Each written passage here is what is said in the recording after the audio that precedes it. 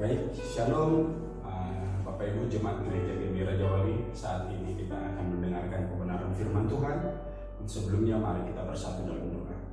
Bapa, kami bersyukur atas segala anugerah dan berkat dalam hidup kami. Terlebih juga dalam keadaan saat ini juga ya Tuhan, kami percaya Engkau selalu menyertai kami. Dan kami juga percaya bahwa berkat-berkat-Mu pasti indah bagi kami. Bahwa apapun yang Engkau izinkan terjadi dalam kehidupan kami saat ini, kami percaya dengan iman semuanya itu akan mendatangkan kebaikan bagi kehidupan kami. Sebentar juga ya Bapa, kami akan belajar kebenaran firman-Mu. Urati kami semua, terlebih hamba-Mu yang menyampaikan kebenaran firman-Mu. Biarlah firman-Mu ini benar-benar berakat, bertumbuh dan berbuah-buah lebat dalam kehidupan kami. Di dalam nama Tuhan Yesus kami berdoa. Haleluya. Amin. Baik Bapak Ibu Saudara sekalian, renungan firman Tuhan bagi kita saat ini terambil dari 1 Samuel pasal yang ke-17 ayat yang ke-32. 1 Samuel pasal yang ke-17 ayat yang ke-32. Demikian pembacaan firman Tuhan. Berkatalah Daud kepada Saul, "Janganlah seseorang menjadi tawar hati karena dia. Hamba-Mu ini akan pergi melawan orang Filistin itu." Bapak Ibu, melihat kondisi kehidupan kita saat ini di seluruh hampir belahan dunia, banyak sekarang orang-orang yang merasa tertekan, banyak orang-orang yang merasa khawatir, bahkan banyak orang-orang yang merasa gamang kehidupannya seperti apa. Itu semua karena tekanan yang kita alami saat ini, yaitu tekanan karena virus yang namanya virus corona. Dan saat ini juga Bapak Ibu, firman Tuhan berkata kepada kita supaya kita jangan tawar hati.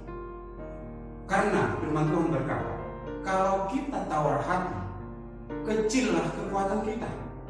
Kalau kita tawar hati, kita tidak mempunyai semangat. Kalau kita tawar hati, mungkin bukan cuma sakit penyakit yang diakibatkan virus yang akan menyerang kehidupan kita Bapak Ibu, tetapi sakit penyakit yang lain juga bisa akan menyerang kehidupan kita. Tetapi firman Tuhan sekali lagi berkata kepada kita saat ini, supaya menghadapi kehidupan yang terjadi saat ini, kita jangan tawar hati. Bahkan itu dalam hati kita, supaya kita jangan tawar hati. Karena sekali lagi, tawar hati itu akan membuat kita kehilangan segala-galanya. Mungkin kita akan kehilangan semangat, mungkin kita akan kehilangan iman, dan kita juga akan kehilangan berkat-berkat Tuhan karena kita tidak mempunyai daya.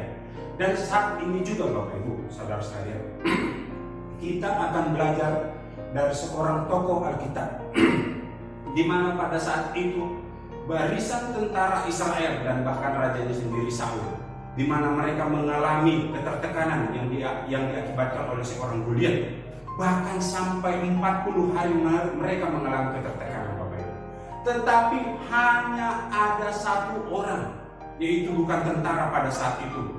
Dia hanyalah gembala kambing beberapa ekor dan domba beberapa ekor. Namanya Daud.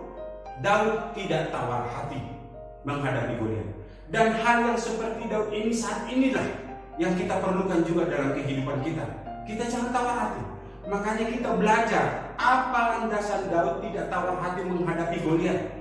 Dan itu juga yang akan kita aplikasikan dalam kehidupan kita Bapak Ibu saat ini, supaya kita tidak tawar hati menghadapi kehidupan saat ini. Yang saya pelajari dari firman Tuhan ini, landasan Daud tidak tawar hati menghadapi Goliat. Yang pertama adalah Daud mempunyai pengalaman bersama dengan Tuhan.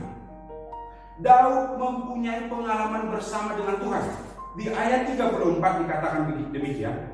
Tetapi Daud berkata kepada Saul, "Hamba-Mu ini biasa menggembalakan kambing domba ayahnya. Apabila datang singa atau beruang yang menerkam domba dari kawanannya, maka aku mengejarnya." Bapak Ibu, pada saat Daud datang kepada Saul, dan saat itu Daud menceritakan pengalamannya kepada Saul, "Hamba-Mu ini biasa mengalahkan singa dan beruang. Jikalau singa dan beruang itu datang mengejarku, jikalau singa datang dan beruang itu datang melawanku, aku akan menghajarnya." Dan dikatakan di ayat 37, pula kata Daud, "Tuhan yang telah melepaskan aku dari cakar singa dan dari cakar beruang, Dia juga akan melepaskan aku dari tangan orang Filistin. Ingat, saat ini kita perlu mengingat pengalaman bersama dengan Tuhan. Saya yakin dan percaya Bapak Ibu, siapapun kita semua, pernah yang namanya kita mendapatkan pertolongan atau kesembuhan atau pemulihan yang daripada Tuhan. Katakan seperti Daud, dulu aku muda, sekarang aku tua.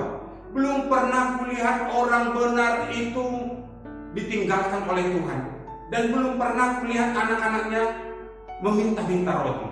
Dan ini juga yang harus kita camkan dalam kehidupan kita Bapak Ibu. Saat ini juga supaya iman kita terbangun, pengalaman-pengalaman bersama dengan Tuhan seperti hal layaknya yang disampaikan oleh Daud kepada Saul, ini juga yang menjadi renungan dalam kehidupan kita.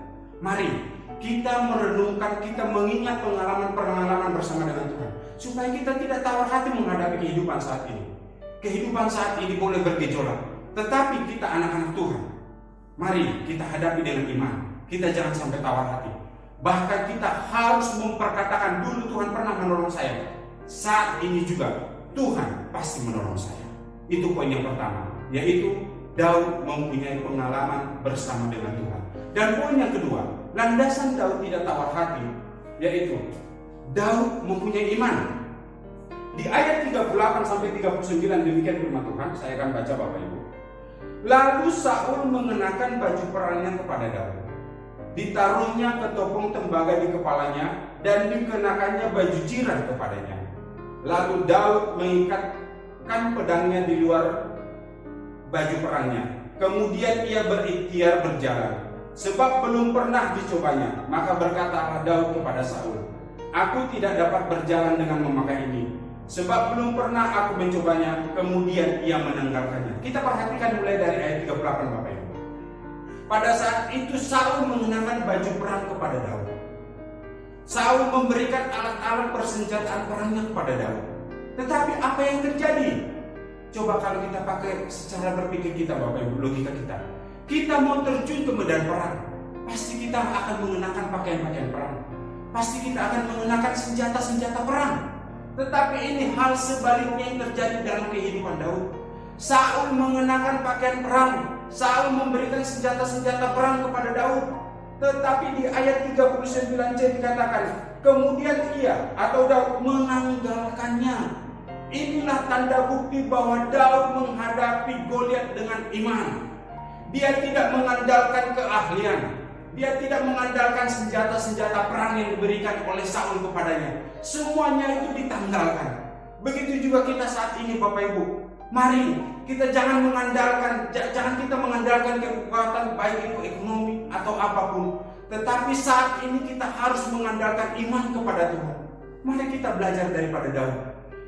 Kalau kita berpikir secara logika, mungkin perbandingan antara kekuatan Daud dengan Goliat itu sangatlah jauh berbeda Bapak Ibu. Bisa saja peluang keberhasilan Daud itu tipis, tetapi dia berkata, Tuhan akan memberikan kemenangan kepadaku atas engkau, katanya kepada Goliat.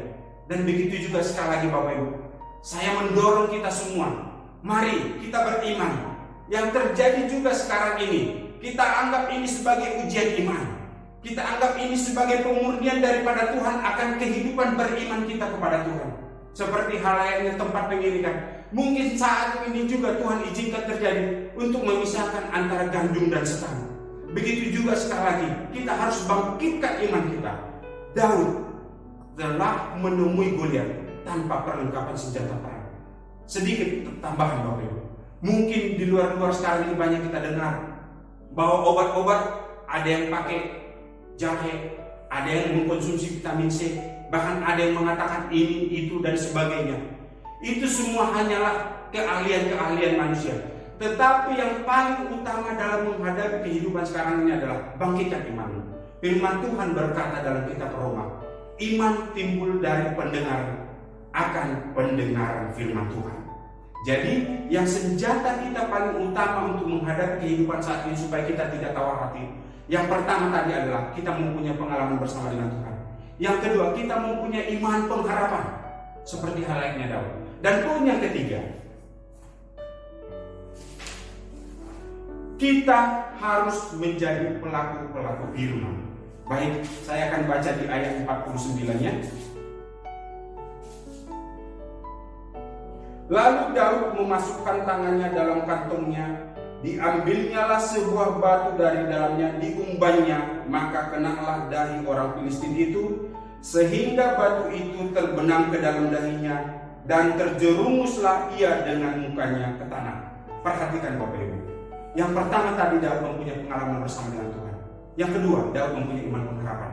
Yang ketiga, Daud mempraktekkan iman dia itu, atau dikatakan Daud menjadi pelaku firman. Bapak Ibu, kita juga saat ini dibutuhkan menjadi pelaku-pelaku firman. Kalau kita perhatikan Bapak Ibu, secara alat Daud hanyalah melemparkan yang namanya sebuah batu, yaitu pakai alat ketapelnya. Dari segi logika Bapak Ibu, tidak mungkin batu itu bisa terbenam di dalam kepala, karena batu kepala itu keras. Tetapi karena Daud tadi punya pengalaman bersama dengan Tuhan. Yang kedua, Daud punya iman pengharapan. Dan yang ketiga, Daud menjadi pelaku firman. Kuasa Tuhan bekerja melalui ketapel Daud. Batu hanya yang kecil bisa terbenam dalam kepala, menembus batok kepala. Sekali lagi, kita juga saat-saat ini Bapak Ibu, firman yang kita ketahui, firman yang kita renungkan, haruslah kita lakukan. Karena firman Tuhan berkata, berbahagialah orang yang mendengarkan firman Tuhan, yang merenungkan dan melakukannya. Saat-saat ini juga, mari kita menjadi pelaku-pelaku firman, supaya kita jangan tawar hati menghadapi keadaan ini. Karena kuasa Tuhan akan bekerja pada saat kita menjadi pelaku-pelaku firman. Sekian firman Tuhan buat kita, mari kita bersatu dalam doa. Kami bersyukur Bapa, Engkau menguatkan iman kami, Engkau membangun rohani kami, Engkau mengingatkan kami kembali supaya kami tidak tawar hati menghadapi keadaan saat ini. Dan kami percaya Tuhan, seperti Engkau menyertai Daud pada saat menghadapi Goliat, Engkau juga menyertai kami, terlebih secara khusus kami umat-umat gereja Gembira Jawali. Engkau berikan kami pengalaman-pengalaman bersama dengan Engkau. Engkau bangkitkan iman kami, dan Engkau berikan kami kekuatan supaya kami menjadi pelaku-pelaku firman-Mu. Kami percaya di dalam nama Yesus, janji-Mu akan digenapi dalam kehidupan kami. Kami akan menjadi pemenang. Kami akan menjadi pemenang, bahkan lebih daripada pemenang. Terima kasih Bapak. Di dalam nama Tuhan Yesus kami berdoa. Haleluya. Amin.